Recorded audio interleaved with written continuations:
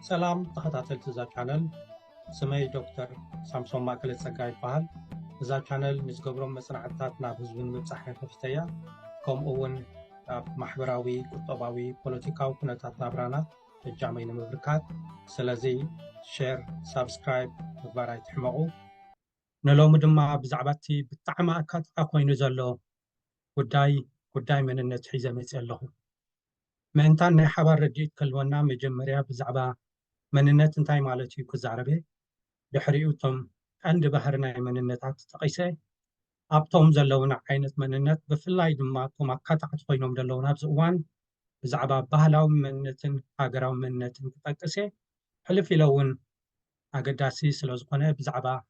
علماو مننت زعربي مننت انتاي مالتي زبل اقداسي حتى يقول لك بحفشا مننت كنبل كلنا نحاده سب ካብ ካልእ ዝፈልዮ ነገር እዩ ማለት እዩ ኩሉ ግዜ አይደንቲቲ ክንብል ከለና ቁርብቲ ቃል ክብድ ስለ ዝብል ብዙሓት ሊቃውንቲ እንታይ እዮም ድብሉ ምእንታን ንክንረድኦ ክሕግዘና ኣብ ክንዲ አይደንቲቲ ምባል አይደንቲፊኬሽን ወይ መለለይ ምባል እቲ ዝቐለለ ኢሎም እዮም ዝወስድዎ ኣነ እውን ኩላትና ምእንታን ናይ ሓባር ርድኢት ክህልወና መለለይ ወይ አይደንቲፊኬሽን ክብሎ እዩ ማለት እዩ መለለይ ክንብል ከለና ቅልል ዝበለ እዩ ማለት እዩ እስኻ ካብ ካልኦት ሰባት ብምንታይ ትልለ ወይ እስኻ ካብ ካልኦት ሰባት ብምንታይ ትልለይ ንዝብል ሕቶ እዩ ማለት እዩ ሕጂ እዚ ከም ሓፈሻዊ ርድኢት ጌርና እንድሕር ወሲድናዮ እንታይ እዮም ዳኣቶም ቀንዲ ባህርያት ናይ መንነት ወይ ናይ መለለይ ስኒ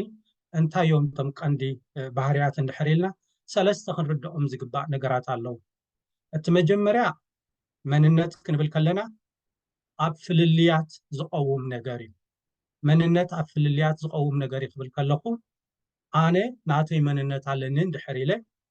ወይ ካብ ካልኦት ሰባት ዝተፈለየ እዩ ማለት እዩ ብመንፅር እየ ዝሪኦ ኩሉ ግዜ ወይ ከዓኒ ምስ ካልኦት ሰባት ከዓኒ ዝተመሳሰለ እዩ ማለት እዩ ስለዚ ተቐዳሚት ሕጊ እንታይ እያ መንነት ኣብ ፍልልያት እዩ ዝቐውም ፍልልያት ተዘየሎ ብዛዕባ መንነት ምዝራብ ብዙሕ ኣገዳሲ ይኮነን ምክንያቱ ኩሉ ሰብ ሓደ ዓይነት ስለ ዝኾነ እንታይ ደኣ ሞ ደፍል ኣለዎ ናተይ መንነት ናትካ መንነት ትበሃል ነገርሲ ኣገዳስነቱ ኣይረኣየካን እዩ ስለዚ ክደግማ ተቐዳሚቲ መንነት ኣብ ፍልልያት ዝቆመ እዩ ስለዚ ኣነ መንነት ኣለኒ ወይ ናይ እከለ መንነት ክንብል ከለና ካብ ካልኦት ሰባት ዝተፈለየ እዩ ምስ ገለ ከዓኒ ዝሰማማዕ ወይ ሓደ ዓይነት ማለት እዩ እታ ካልአይቲ መንነት ክበሃል ከሎ ናይ ሰባት ነፀብራቕ እዩ ወይ ኩሉ ግዜ ከምዚ ሰልፍ ኢሜጅ እንብሎ ነገር እዩ ማለት እዩ እዚ ነፀብራቕ እዚ ከዓኒ ምስ ዝተፈላለዩ ነገራት ዝተተሓሓዘ እዩ ንተፈላለየ ነገራት ከዓ ይውክል እዩ ምስ ዝተፈላለዩ ነገራት ዝተተሓሓዘ ክብል ከለኹ ምስ ማሕበራዊ ኩነታት መብዛሕቲ ግዜ ዝተፈላለዩ እዩ እቲ መንነት ናይ ማሕበራዊ መንነት ኮይኑ ንተፈላለየ ነገራት ውክል ንድሕር ኢልና ከዓኒ ነቲ እትገብሮ ብማሕበራዊ ነገራት ዝውከል ነገር እትገብሮ ንዕኡ ከዓኒ ዘንፀባርቕ ነገር እዩ ማለት እዩ ስለዚ እንታይ ዓይነት መንነት ትዛረባ ኣለካ ብዘየገድስ እዚ መንነት እዚ ናትካ ነፀብራቕ ወይ ናትካ ሰልፍ ኢሜጅ ማለት እዩ በቲ ናትካ ነፀብራቕ ከዓ ሰባት ክሪኡካ ይኽእሉ እዮም እሞኒ ከለልዩካ ይኽእሉ እዮም እዚስ ከምዚ ዝበለ መንነት ኣለዎ ከምዚ እዩ ክበሃል ከኣሊ ኣብ ገለገለ እውን ምስኦም ተመሳሰለ ነገር እትገብሮ ወይ ምስ መንነትካ ዝተተሓሓዘ ነገር እትገብሮ ነቲ መንነት የንፀባርቆ እዩ ማለት እዩ እታ ሳልሰይቲ መንነት ክንብል ከለና ኩሉ ግዜ ውሁድ ዝኾነ መንነት የለን ውሁድ ዝኾነ መንነት የለን ክብል ከለኹ ሓደ ሰብ ኣነ ንኣብነት ትግርኛ ጥራሕ ኢለ ትግርኛ ጥራሕ ክኸውን ኣይክእልን እየ ምዚ ዘሎ ዓለማዊ ምትሕውዋስ ምስ ናይ ሕብረተሰባት ብሓደ ምንባር ምስ ቴክኖሎጂ ምስ ካልኦት ነገራት ሪኢኻ ሰባት ካብዝን ቀናጢቦም የምፅኦም ወላቲ ናተይ መንነት ዝብሎነ እንታይ ዓይነት መንነት እዩ ብዘየገድስ ውልቃዊ ክኸውን ይኽእል ባህላዊ ክኸውን ይኽእል ሃገራዊ ክኸውን ይኽእል ምስ ግዜ እንዳተሓደሰ ገለ ነገራት እንዳጥፋእኩ ገለ ነገራት ከዓ እንዳወሰኽኩ እየ ዝኸይድ ስለዚ መንነት ኩሉ ግዜ ሙሉእ እዩ ክትብሎ ኣይትኽእልን ኢኻ ምስ ግዜ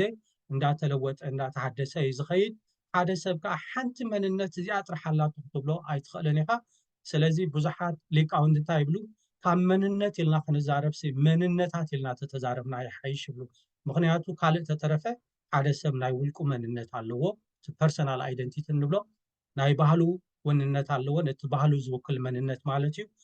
ሃገራዊ መንነት እውን ክህልዎ ክእል እዩ እታ ሃገር ብተፈላለየ ማሕበረሰብ ጥቆመት እንድሕር ኮይና ኣብ ገለ እውን ዓለማዊ መንነት እውን ክህልዎ ይኽእል እዩ። ስለዚ ሓደ ሰብ ሓንቲ መንነት ኣላትኒ ጥራሕ ክብል ኣይክእልኒ፣ ብዙሓት መንነታት ኣለዎ ሓደ ሰብ ማለት እዩ። እዚ ከም ድሕረ ባይታ እንድሕር ኣቐሚጠዮ ሕጂ እንታይ ዓይነት መንነታት እዮም ዘለውና ኢልና ክንዛረብ ኣገዳሲ እዩ። ምክንያቱ ብዙሓት ዓይነት መንነታት ወይ ብዙሓት ዓይነት ኣይደንቲቲ እዮም ዘለው። ገሊኦም ንኣሽቱ ክኾኑ ይኽእሉ፣ ማይነር ክኾኑ ይኽእሉ፣ ገሊኦም ከዓ ዓበይቲ እዮም ኣካታዕቲ ኣብ ገለገለ እውን ንሕብረተሰብ ኣብ ጎንፂ ዝወስዱ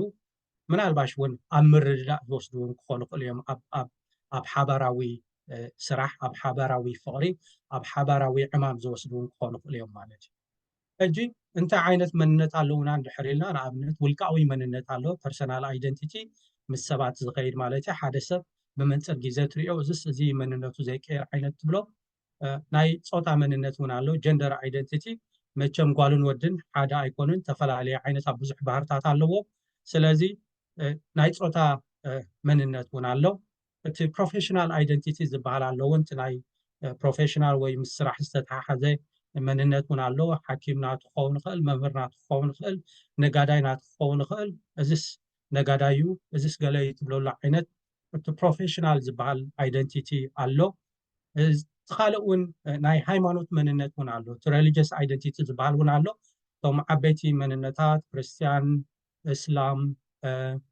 እዚ ጁዳይዝም ናይ ይሁድ ወይ እውን እዚ ኣብ በዓል ቻይና ህንዲ ገለ ዘሎ መንነታት ተሪኻዮ ዝተፈላለየ መንነታት ኣለዉ። ገሊኦም ብሓባር ክነብሩ ይኽእሉ እዮም፣ ገሊኦም እውን ክሳብ ኣብ ግርጭት ዘብፅሑ እዮም ማለት እዩ። ሕጂ እዚኦም ዓይነት መንነታት ኣለውና። እቶም ኣነ ኣገዳሲ ኮይኖም ክዛረበሎም ደልዮ ዘለኹም ግን እዞም ሰለስተ መንነታት እዮም ማለት እዩ። እቲ ባህላዊ መንነት እንብሎ፣ እቲ ሃገራዊ መንነት ንብሎ፣ እቲ ዓለማዊ መንነት እንብሎ ከዓ ሕጂ ባህላዊ መንነት ክንብል ከለና እንታይ ማለት እዩ እንድሕር ኢልና፣ ባህላዊ መንነት ማለት ክልተ ነገር የምፅእ ኣሎ ማለት እዩ። ባህሊ የምፅእ ኣሎ፣ መንነት ከዓ የምፅእ ኣሎ ማለት እዩ። ሕጂ ነቲ ባህሊ ዝውክል ዓይነት መንነት ኢና ንብሎ ዘለና ብካልእ ወገን ማለት እዩ። ወይ ከዓ ሓደ ሰብ ምስ ሓደ ሕብረተሰብ እዚኦም ሕብረተሰብ እዚኦም ንዓይ ይውክሉን እዮም፣ ናተይ እዮም፣ ኣነ ነዚኦም እየ ዝመስል ክብል ከሎ ካብ ካልኦት ሕብረተሰብ ከዓ ብኡ መንፅር ከዓ ክፍለ ከሎ ማለት እዩ። ንኣብነት ኣነ ትግርኛ እንድሕር ኮይኑ ናተይ መንነተይ ባህላዊ መንነት እየ ድብል ዘለኹ። ብዙሕ ግዜ ናብ ቃላት ሰባት ክዘራረቡ ኣብ ቃላት ክጎራፈጡ የርኤ። ትግርኛ ቋንቋ እዩ፣ ኣብ መንነት ምስ መፀ ትግራዋይ እዩ ዝኸውን፣ ኣይኮነን ትግርኛ ትግርኛ እዩ ዝኸውን ዝበሃል ነገር ብዙሕ ግዜ ድሰምዖ እዩ። ንዓይ ግን ፍልሊ የብሉን እዩ። ኣብ ቃል መፂኻ ዋላ ሓንቲ ፍልሊ የለን። ኣነ ኣብ ከረን እየ ዓብየ፣ ኣብ ከረም ጉሉም እንብሎ ኣሎ፣ ኣብ ገሊኦም መቃዕ ድብልዎ ኣሎ። ሓደ ፍረ ዓይነት ፍረ ሒዝካዮ ተመፂኻ ግን ንስ እዩ፣ ጉሉም ኮይኑ መቃዕ ኮይኑ እስ እዩ፣ ፍልሊ የብሉን። ኣብዚ ከዓ ትግርኛ ኮይኑ ትግራይ ኮይኑ ወይ ትግራዋይ ኮይኑ ፍልሊ ዘለዎ ነገር ኣይኮነን። ምናልባሽ ፍልይ ዘብሎ ነገር እንድሕር ኣሎ እንታይ እዩ፣ ትግራዋይ ክበሃል ከሎ ናብ ትግራይ እንድሕር መፂኻ ከም ሕብረተሰብ ከም ጂኦግራፊ ዓብ ኮይኑ ስለ ዝረአዩ ኣብ ክልል ትግራይ ብክልል እንድሕር መፂናዮ ኩናማ ካልኦት ከዓ ሕብረተሰባት ክህልዎ ክእል እዩ። ግን እቲ ትግርኛ ፍልይ ኣቢልካ እንድሕር ኣምፂእካዮ እቲ ትግርኛ ናይ ትግራይን እቲ ትግርኛ ናይ ኤርትራን ሓደ ዓይነት ባህላዊ መንነት ዘለዎ ሕብረተሰብ እዩ። ክትፈልዮ ይትኽእልን ኢኻ። ምናልባሽ ዶብ ክፈልዮ ክእል እዩ፣ ካልእ ግን ክፈልዮ ይክእልን እዩ። ልክዕ ከምቲ ኩናማ ሓደ ዓይነት ባህሊ ኣለዎ እንብሎ፣ ከምቲ ዓፋር ሓደ ዓይነት ባህሊ ኣለዎ እንብሎ፣ ከምቲ ካልኦት ናይ ኤርትራን ናይ ካልእ ዘለዎ ሃገር ዘለዎ ሕብረተሰባት ሓደ ዓይነት ባህላዊ መንነታት ኣለዎም ንብሎ። ምክንያቱ እዞም ሕብረተሰባት ሓደ ዓይነት ብበዝሒ ሓደ ዓይነት እምነት ይወስዱ፣ ብበዝሒ ሓደ ዓይነት ካስተም ወይ ከዓ ሓደ ዓይነት ስርዓት ይወስዱ፣ ብበዝሒ ሓደ ዓይነት ስነ ጥበብ ይጥቀሙ። ስነ ጥበብ ክብል ከለኹ እቲ ጓይሎኦም፣ ኣቋንንኦም፣ ሳዕስዒቶም ከምኡ ተኣመሰለ ካልእ ነገር። ከምኡውን ኣብ ሕግታት ተሪእካ ኣብቲ ሞራሊቲ እውን ሓደ ዓይነት ሞራሊቲ ይወስዱ። ብበዝሒ ግዜ ኣብ ልምዲ ሓደ ዓይነት ልምዲ ኣለዎም። ኣብ መነባብሮ እውን ዝተፈላለየ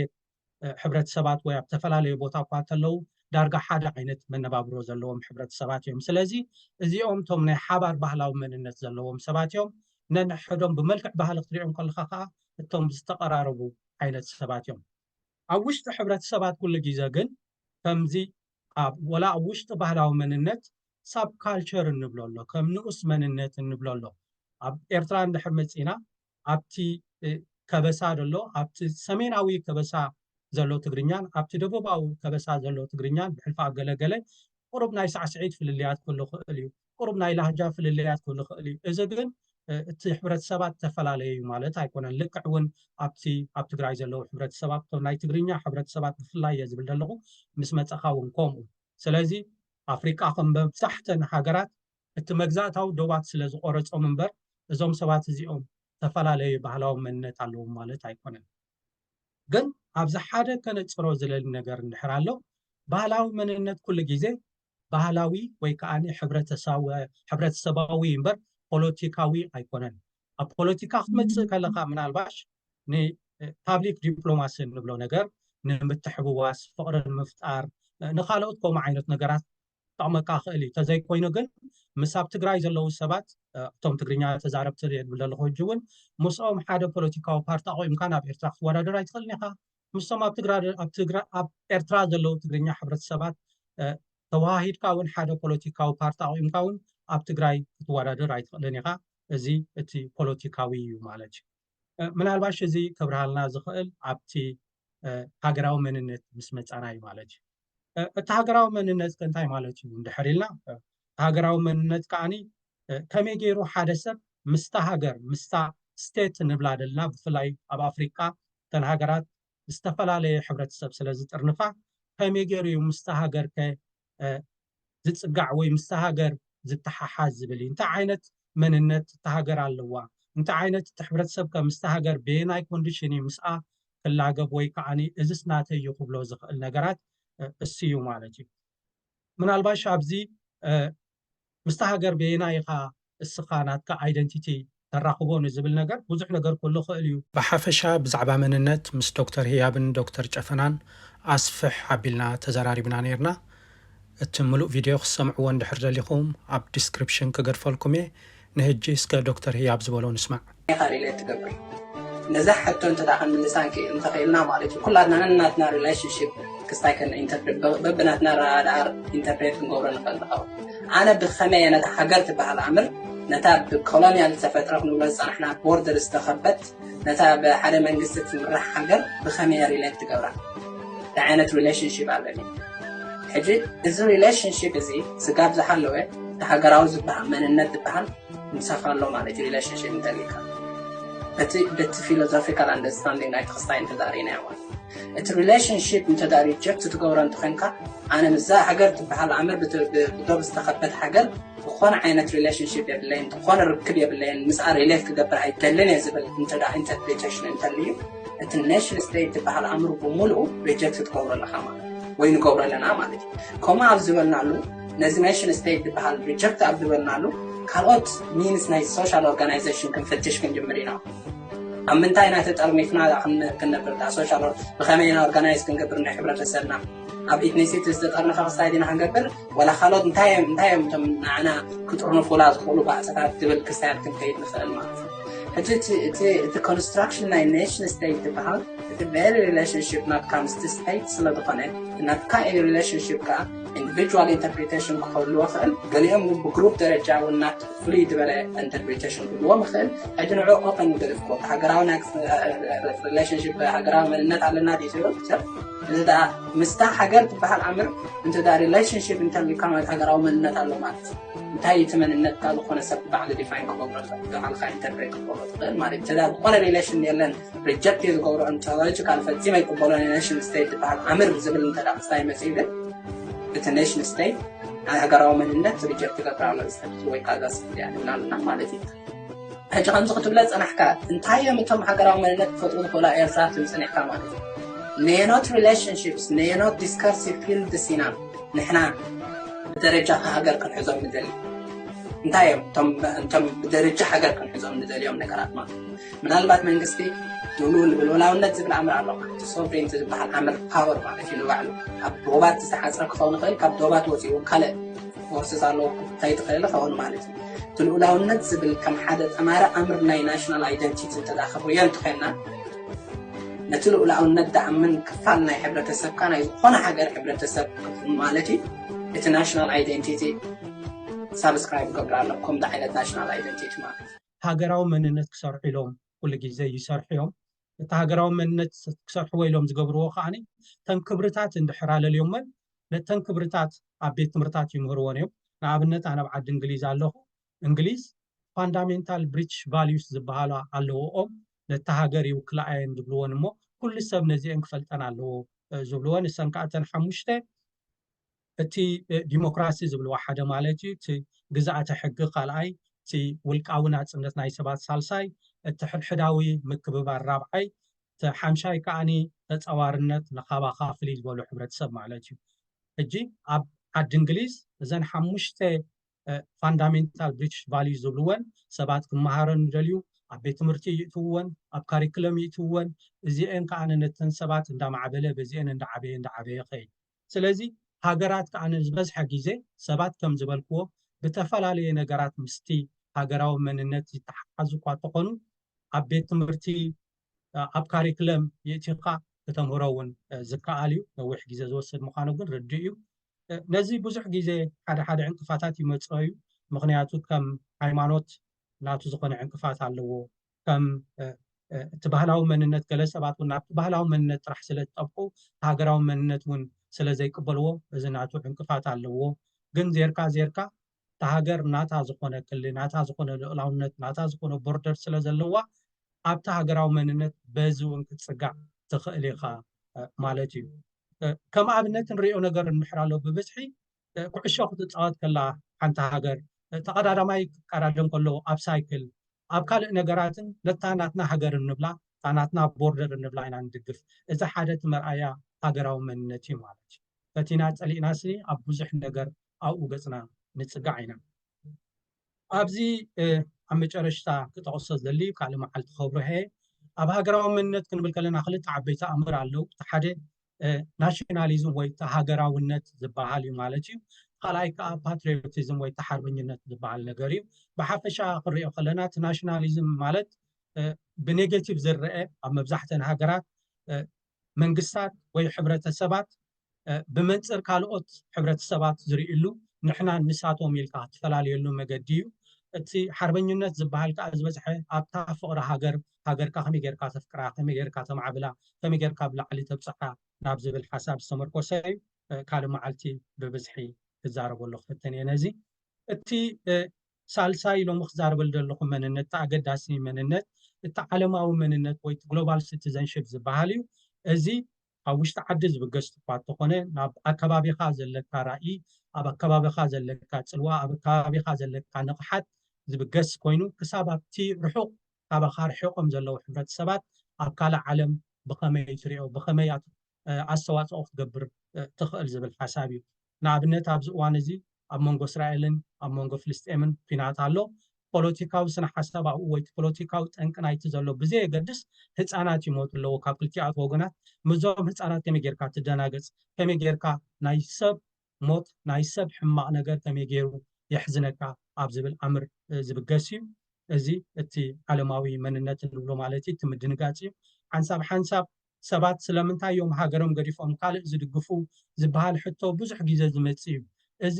እቲ መፍትሒኡ ወይ እቲ ሓደ መልሲ ናቱ ኮይኑ ዝስማዓና ኣነ ሰባት ዓለማዊ መንነት ኣለዎም ዓለማዊ ሓላፍነት ኣለዎም ኣብ ካልእ ሃገር ንዘጋጥም ሽግር ኣብ ካልእ ሃገር ንዘጋጥም ሰቆቃ ኣብ ካልእ ሃገር ንዘጋጥም ዘይፍትሓውነት ንኽንዛረብ ንኽንቃወም ናትና ዝኾነ ኣስተዋፅኦ ንኽንገብር ሓላፍነት ኣለና እዚ ከዓ እቲ ናትና ዓለማዊ መንነት እዩ ዝበዝሐ ግዜ ናይ ዓለማዊ መንነት ኣስገዳድነት የብሉን እዚ ተዘይጌርካ እዚ ክትቅፃዕ ኢኻ ዝበሃል ነገር የብሉን ከምቲ ናይ ሃገራዊ መንነት ወይ እቲ ብዙሕ ግዜ ሲቲዘንሽፕ ዝመፅእ ምስ ሃገራዊ መንነት ንሃገርካ እዚ ተዘይጌርካ እዚ ክትቅፃዕ ኢኻ ሃገር ኣይተኣትውን ኢኻ ክትእሰር ኢኻ እዚ ገንዘብ ክትከፍል ኢኻ ዝበሃል ነገር ኣለዎ ኣብቲ ዓለማዊ መንነት ግን ሕልናኻ ብዙሕ ግዜ ናትካ ዳኛ ዝኸውን ማለት እዩ ንሎሚ ኣብዚ ኣኽለኒ መስለኒ እያቕኒለይ ኣብ ካልእ ግዜ ነዞን ዘለዋ ነጥብታት ሓደ ብሓደ ክዛረበሎም ክፍትን እየ ንዘለኩም ሕቶ ንዘለኩም ርእቶ ግን ኣብ ኮመንት ኣቐምጡለይ ክምልሰልኩም ክፍትን እየ ይቐኒየለይ